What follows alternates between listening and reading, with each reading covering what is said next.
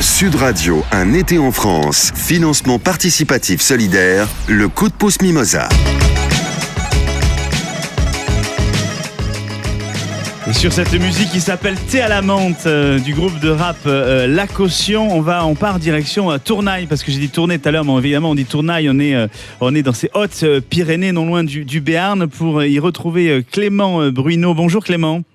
Bonjour. Donc vous êtes gérant des pépinières donc, de Tournaille, c'est bien ça ?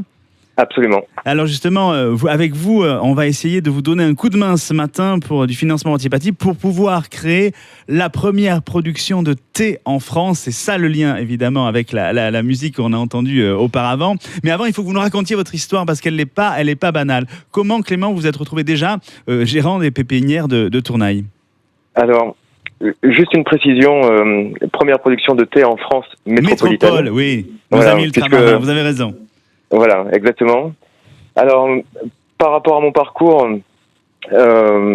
écoutez, je suis sorti de l'école supérieure d'agriculture d'Angers avec une licence professionnelle en poche. Ouais.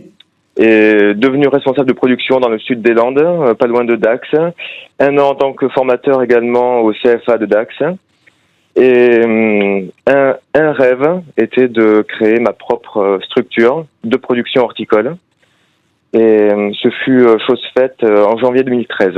Donc en fait, voilà, vous êtes créateur, fondateur des pépinières de Tournaille avec Tout à fait. Quel type de variété finalement ? Vous êtes plutôt sur des variétés fruitières ? Vous êtes plutôt sur quel type d'espèces ? Alors des plantes pérennes, arbres et arbustes, ouais. Plantes vivaces également. Aujourd'hui, c'est un peu plus de 500 variétés en production, et donc tant ornementales que fruitières. Ok, et donc du coup, voilà. Ça c'est pour ce que les pépinières d'aujourd'hui, donc ça, elles fonctionnent assez bien. Vous êtes installé évidemment au pied du piémont pyrénéen. Alors pourquoi justement avez-vous pensé à produire du thé en France métropolitaine ? C'est très simple. C'est une idée qui remonte à 10 ans maintenant, pendant mes études. Et voilà, je me suis demandé un jour comment être pionnier et innovant dans le domaine de la production. Et le thé est venu à mon esprit.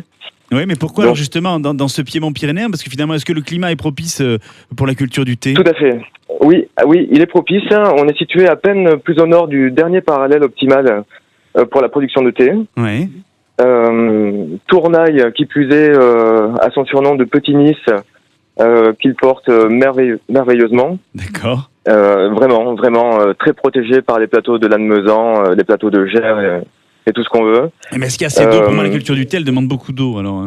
Eh ben, il y a de l'eau. J'ai certes des réserves, mais il peut y avoir un petit coup de main du réchauffement climatique pour le coup. Ah oui, d'accord. Vous anticipez déjà sur le réchauffement climatique. Ouais, d'accord. Oui, et ça joue énormément. Là, les dernières pluies torrentielles, ce sont des pluies tropicales que nous avons eues dernièrement, qui conviennent tout à fait au thé. Et puis, c'est le piémont pyrénéen. Donc, même en été, on bénéficie des orages de montagne. D'accord. Donc, tout va bien. Donc, vous avez les terres, vous avez évidemment, je suppose, les plants. Et alors, du coup, vous avez besoin de financement participatif pour faire quoi ? Alors, il reste à aménager un tout petit peu les terres. Oui. Elles ne sont pas boisées. Il suffit simplement de défricher un peu, de débroussailler. Ça déjà, avec des outils particuliers puisque les terres sont bien en pente. D'accord. Donc ça, c'est il y a un peu. Dites-nous. Allez-y. Il y a du matériel d'irrigation qui est prévu au cas où justement il y aurait une année exceptionnellement sèche. L'équivalent d'1 mois de main d'œuvre.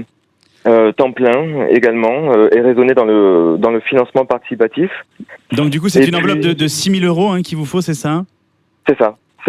Donc c'est ça, et là, donc vous appelez les auditeurs de Sud Radio à vous aider à financer donc ces 6 000 € pour ce débroussaillage, ce besoin de main d'œuvre et ce besoin de matériel d'irrigation.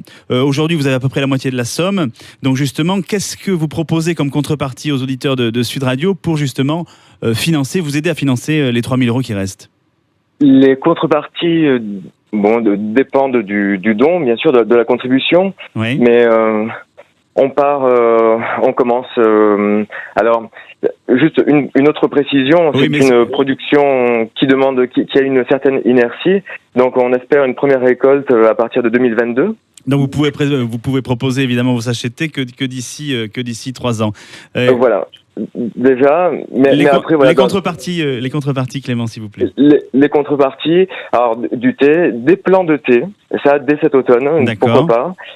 Des diagnostics des jardins, puisque j'ai beaucoup de demandes par rapport à ça, donc je l'ai proposé en contrepartie. Et puis on peut découvrir, je suppose, votre pépinière à Tournaille aussi. Et puis à l'issue des 3 ans, là aussi, des sachets de thé. Donc si vous habitez évidemment les Hautes-Pyrénées, même la région Nouvelle-Aquitaine, Occitanie, parce qu'on sait pertinemment que le financement participatif, c'est toujours un financement de proximité, eh bien nous, on compte sur vous. Pour ça, il y a la page Facebook donc, de Sud Radio, où il y a le www.mimosa.com, justement, pour pouvoir aider Clément et son magnifique projet d'être le première production de thé en France métropolitaine. Et il est grand temps maintenant de jouer avec notre quiz des régions sur Sud Radio.